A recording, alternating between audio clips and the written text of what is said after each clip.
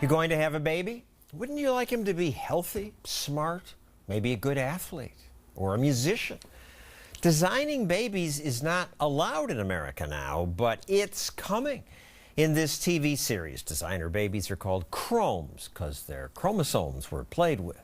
Typical chrome, no health issues. World-class athlete, a swimmer. He competed in the Detroit Olympics of 2036. Every box is checked. Health, beauty, intelligence. Once people can design their kids, I assume every child would have health, beauty, intelligence. But before you say you would never design your children, it's unnatural, think about this. What if other parents were doing it? So if you didn't, your baby would be less beautiful and intelligent. You'd fall behind. Would you still not do it? You young people are going to have to face these choices. The first steps in that direction are already happening now. 5 years ago, clinics called the Fertility Institutes offered to help parents choose hair color, eye color.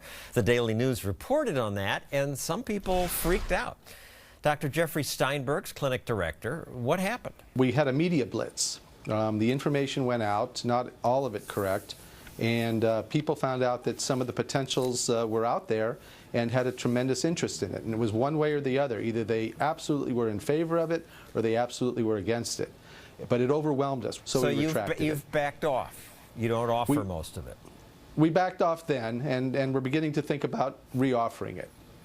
So what you do now is part of it. The American government has a law against genetic engineering of children. That's correct. So what do you do? Because you offer people gender selection. Yes, we allow them to select what they've done on their own. In other words, they make their own boys and girls, and prior to conception, we allow them to choose if they'd prefer to become pregnant with a female or a male. It's done with in vitro fertilization, so it's prior to conception.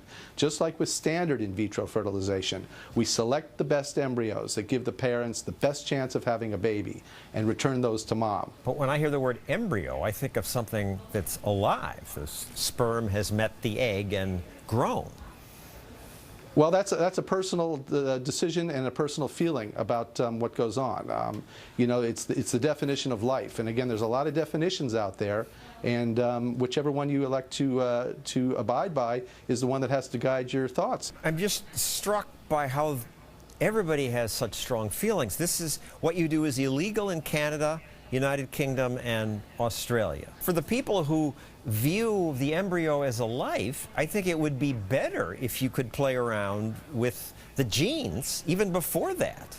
But that's forbidden. That's what the law says, and that's how we run it. Other things you could do, but you choose not to do, are eye color, hair color, skin tone, athletic ability, height. Yes, these are among the different things that we're able to do. In addition to predicting alcoholism, predicting drug addiction, predicting sexual deviation. There's a lot of different things. Problems like Down syndrome, Patau syndrome, Edwards syndrome, Turner syndrome, Klinefelter syndrome. I mean, there's a lot of genetic diseases. These diseases have all been predicted by amniocentesis for 35, 40, even 50 years. It's just that now, instead of having to wait until mom's 4 months pregnant to find the disease, we can find the disease before she's ever pregnant. Even if this is made illegal, kept illegal, people are going to do this anyway. They'll go to some other country to do it, or they'll do it secretly. Well, the British, and I applaud the British for this, are just about to take the first step into true genetic engineering. The British government has given the go-ahead on it. It's a first step into tremendous potential to alleviate harm and suffering in the human population. The U.S. is not moving to allow that. The U.S. looked at it, and they've decided that what they're going to do is watch the British, and they're going to analyze it very closely and see which way to go.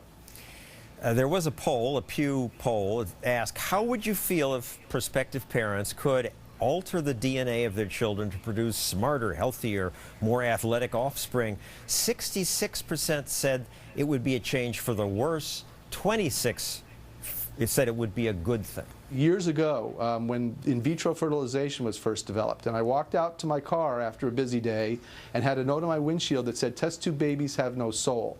And in those days, in vitro fertilization was thought to be the same way, playing with God, a deviation from science, a deviation from humanity. Now you go to a party, and a third of the people in the room are in vitro fertilization babies. So opinions change as knowledge increases. Thank you, Dr.